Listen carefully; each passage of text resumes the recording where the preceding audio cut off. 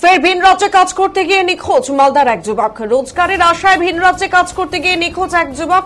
ভাইকে ফিরে পেতে হন্যে হয়ে ঘুরে বেড়াচ্ছে দাদা শেখ আশরাফ। জানা গিয়েছে নিখোঁজ যুবকের নাম শেখ আইবুল, বাড়ি পুকুরিয়া এলাকায়।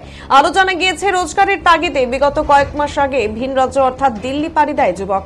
তার অন্যান্য সঙ্গীরা বাড়ি ফিরে আসলেও বাড়ি ফিরে আসেনি শেখ আইবুল। বিভিন্ন জায়গায় খোঁজাখুঁজি করলেও কোনো সন্ধান মেলেনি ওই যুবকের। তাই নিজের ভাইয়ের খোঁজে হন্যে হয়ে ঘুরে বেড়াচ্ছেন তার দাদা।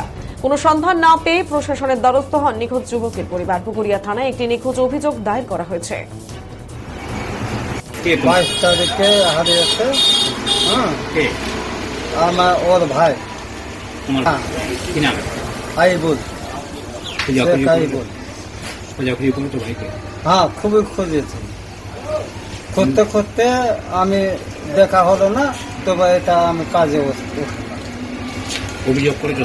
হ্যাঁ করেছি। তোমার নাম কি? আশরাফ।